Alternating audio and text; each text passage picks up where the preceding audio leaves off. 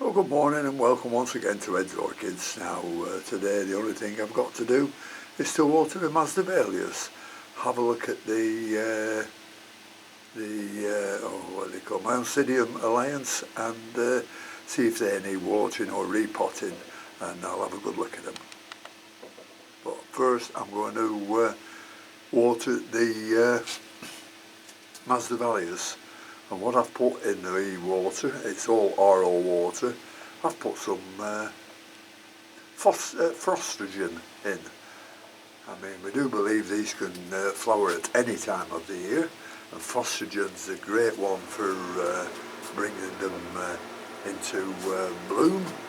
So this has got phosphorus in and plenty of potassium, so I'm hoping this will do the trick.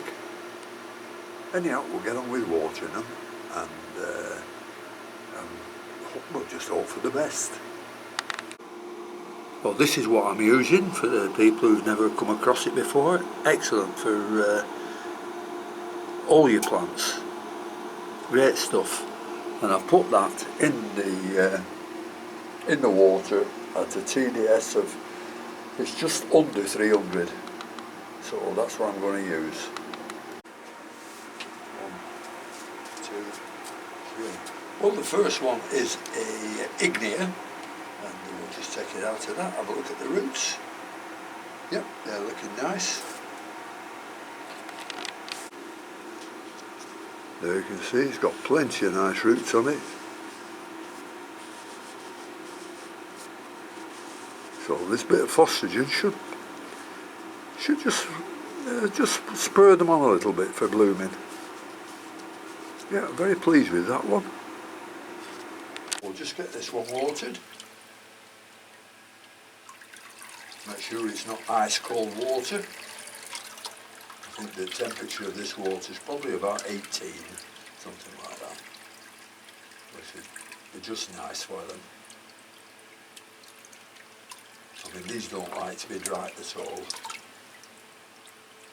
So we'll see how it goes with phosphorus. Never had it before, so we hope that that will give it a burst. Now the next one is a granulosa that wasn't doing too well. It hadn't got many roots on it, and I've potted it up in some moss, this one. A bit of sphagnum moss which I just had, and it's still wet, so this one won't get watered. That's the granulosa. A lovely little plant. This is the Masdevallias striatella, one of the warm growing ones, or one of the warmer growing plants. This isn't showing much in the root system. There's just one or two little ones showing, but nothing compared to the Ignea. So we'll just get this one watered. Oh, I keep going out of camera shot, don't I? There we are. That shows you where I got it from. Spisotics, May 2020. Now this is a very small seedling of Vetchiana Prince de Galles. So you can see it's got a nice leaf come up there in the middle. So this is doing okay. It's in a black pot, so I've not a clear pot there, so I don't know what the roots are doing. But seeing as it's put up a nice leaf there, I would think that that the roots are okay. And this is another Vetchiana Prince de Galles, and a much bigger plant, doing very well, and nice new growth there at the front. And this one's planted in cocoa husk. No signs of any roots yet. Oh yeah, there is there, just a touch. And this was got from our local distributor from Halifax in August 2020 at one of our local shows. So they're doing alright. And this one is well, it's the biggest plant I've got in Masdevallia, and it's the Auburn Hero. I did know what it was bred from. I'll just have a quick look. Oh, I haven't got it on the label, so I'll have to check that on the web. But it's a lovely plant, that, growing very nicely. and this, if you see, there's where the spikes come from by the sheath there. But this is a bit quiet at the moment. So, well, they're all a bit quiet at the moment. So I'm hoping this phosphagen will give them a kick up the backside to get them going. And this is a nice looking plant, Masdevallias pyxis, and this has got some nice roots growing. If I can find them. Yeah, they got. Yeah, there they are. Just growing down into the pot there. And this has flowered once or twice since I've had it. And this I think it came from Grossrochner. Yeah, it did. April 2020.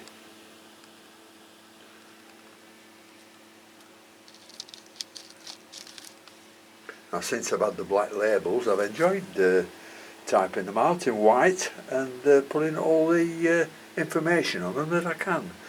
So it just shows how long I've had them, and it'll have a look at the growth of them. Now, this is quite a nice plant. This is Masdevallias pyxis, and I got this from Grossrochner in I think it was April 2020. Yeah, it is. April 2020.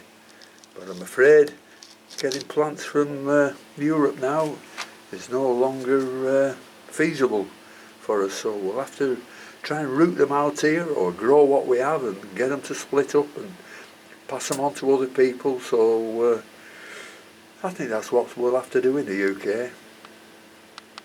So I'll just get this one watered as well. It's got plenty of holes in the pot, so I can just dip that one in and let the water come up. Yeah. You can see the bark moving on top, so it shows the water's got straight in there. Yep, we'll just put that down and let it drain a little bit. Here's another one I got at the same time, the straightforward Vetriana, and this has flowered a couple of times, but the flowers haven't lasted long. So I'm just putting that down to the plants, just trying to settle in probably, because I've got them on a high light place up there, and it's good. They're going to have to come down onto the floor, I think, in summer, under the benches. And hope I can get some light to them from under the benches. But that's what I'll have to do with these to keep them cool. That's another one I can dip in.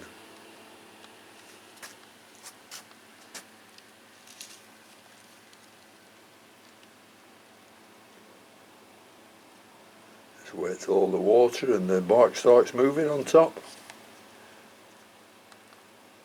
Yep, there we are. Now that's done.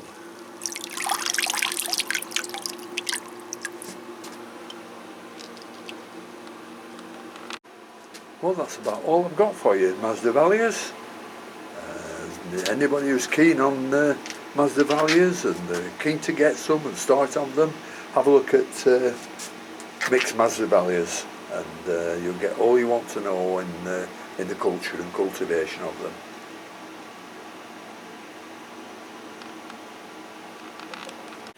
Well, I've just been looking at the Bialara, or Alocera as they're now known, and quite pleased with this. A lovely root system on it, and some roots which look like they're dead or branching. I've taken a few of the sheaths that go on the bottom of the pseudobulbs, and underneath them there was new growths appearing. So I'm going to plant this up back into its coconut husk, and that should be flowering probably beginning of summer. Nice plant. Quite a big one too. There we are. That's Bealara. 1, 2, 3. Nice plant. And that's Bealara Campbell's Glacier. And that's Bealara Campbell's Glacier. And this is a Oncidium that feels quite loose in its pot. So we're going to take this out and have a look at this one too. We'll take this out now, it'll come out quite easily. I think this one, this is a shortage of roots, I think. Yeah, there's no new root growth on this one at all, and this one is in bark. So I'm going to put this one into the husks and see how it goes on. I believe you can keep these a little bit drier in the winter time, and this looks quite dry, so it should be showing some new root growth before long. That's a Oncidium. And I tell a little lie, there is a bit of a new root growth there. So I'm going to have a good look at this, remove all the soft roots and repot it. Well, I've taken the bad leaves off this one,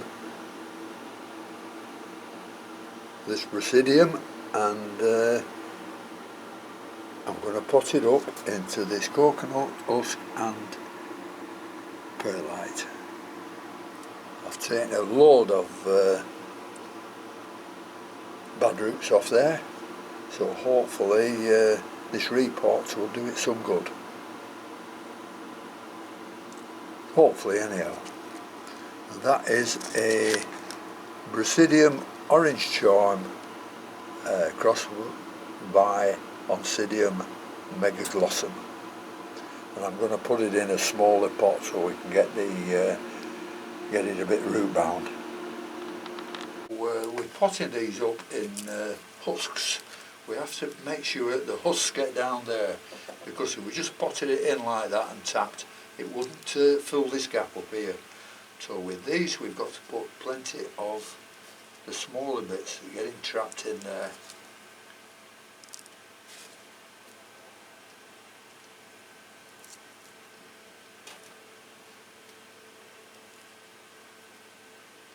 Let's put some more in, put a bit of perlite in with them as well, so they'll stick nicely.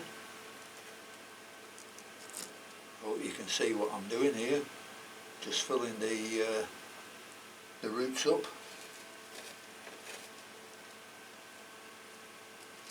Right, we'll put that down.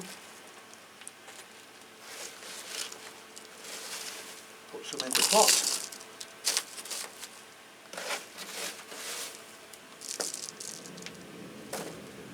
Make sure we've got it to the right depth.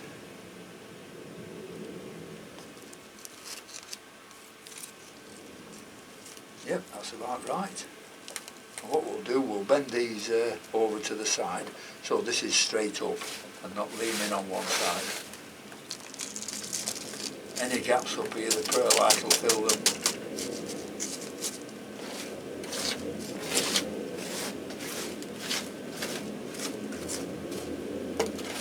Piece of a little bit big there.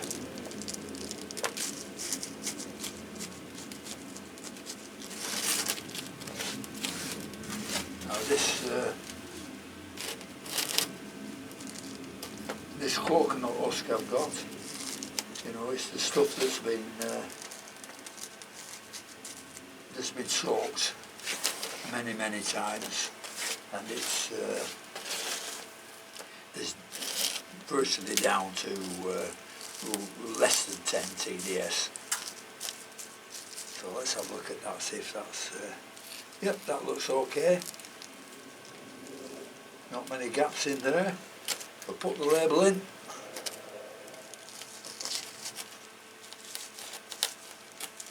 Just give it a press down to make sure it's nice and firm. Give the roots a chance.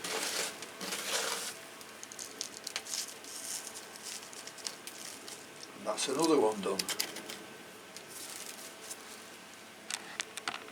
Now this last one here is a McClellan area Pagan Love Song, and this has got some fantastic roots.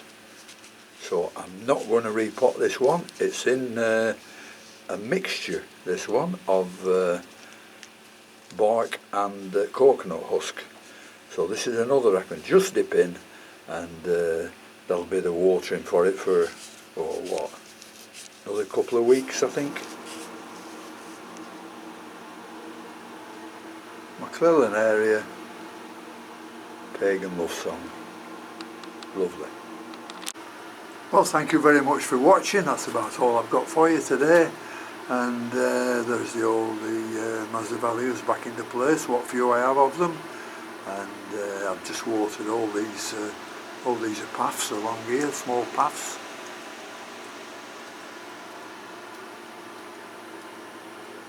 And then we've got some large paths over there with a large vetii, Anglican. But that's about all for now, so thanks for watching, and until next time, I'll see you all later.